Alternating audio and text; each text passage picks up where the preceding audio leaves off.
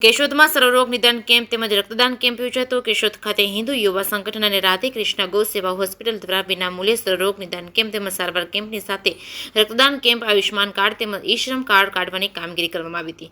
કેશોદના ધારાસભ્ય દેવાભાઈ માલમ, ભાગવત આચાર્ય ઉત્તમભાઈ સાસવત, શહેર ભાજપના પ્રમુખ હિરેનભાઈ ભોરણિયા સહિત આગેવાનોના હસ્તે દીપ પ્રાગટ્ય કરી સર્વરોગ નિદાન તેમજ સારવાર કેમ્પ રક્તદાન કેમ્પનો પ્રારંભ કરવામાં આવ્યો હતો। ચાપડા ખાતે સાધુ સમાજના પ્રમુખ શ્રી રામમણી મુક્તાનંદ બાપુની પ્રેરણાથી કાર્યરત જય અંબે મલ્ટી સ્પેશિયાલિસ્ટ હોસ્પિટલના સહયોગથી યોજાયો હતો। આ સર્વરોગ નિદાન અને સારવાર કેમ્પમાં વિવિધ પ્રકારના રોગોના નિષ્ણાત ડોક્ટરો દ્વારા ચકાસણી કરાઈ હતી।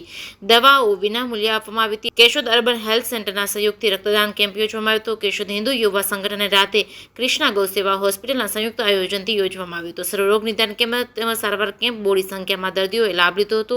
રક્તદાન કેમ્પમાં યુવાનોએ જરૂરિયાતમંદ દર્દીઓ માટે રક્તદાન કર્યું હતું। સમગ્ર કાર્યક્રમને સફળ બનાવવા હિન્દુ યુવા સંગઠનના શહેર પ્રમુખ રજનીભાઈ, તાલુકા પ્રમુખ વિશાલભાઈ સોલંકી, રાધે કૃષ્ણ ગૌ સેવા હોસ્પિટલના વિનુભાઈ રાયચુરા, વિપુલભાઈ કક્કર સહિતના હોદ્દેદારો, પદાધિકારીઓ ભારે જહેમત ઉઠાવી હતી। કેશોદ શહેરની વિવિધ સામાજિક સંસ્થાઓ, જ્ઞાતિ સમાજના આગેવાનો, વેપારી અગ્રણીઓ ઉપસ્થિત રહ્યા હતા। જેકેએસ ન્યૂઝ ગુજરાતી સાથે રાજુ પંડ્યા, કેશોદ। જય શ્રી રામ। હું છું વિશાલ સોલંકી, હિન્દુ યુવા સંગઠન તાલુકા પ્રમુખ કેશોદ। આજરોજ હિન્દુ યુવા સંગઠન કેશોદ અને રાધે કૃષ્ણ ગૌ સેવા હોસ્પિટલ કેશોદ દ્વારા ફ્રી સર્વરોગ નિદાન કેમ્પ, પછી blood donation camp, Ayushman card અને ઈ-શ્રમ યોજના કાર્ડનું જે કેમ્પ રાખેલો હતો, એમાં બહોળી સંખ્યામાં લોકોએ સર્વરોગ નિદાન કેમ્પમાં નિદાન પણ કરાવેલું છે। વધારેમાં વધારે લોકોએ આ બ્લડ ડોનેશન કેમ્પમાં બ્લડનું ડોનેટ પણ કરેલું છે।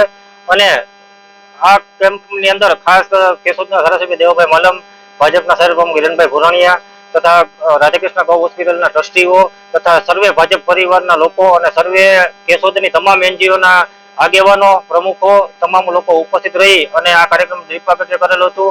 અને આ કાર્યક્રમમાં બહોળી સંખ્યામાં લોકોએ લાભ લઈ અત્યારે આ કાર્યક્રમોને સંપન્ન કરેલો છે। જય શ્રી રામ।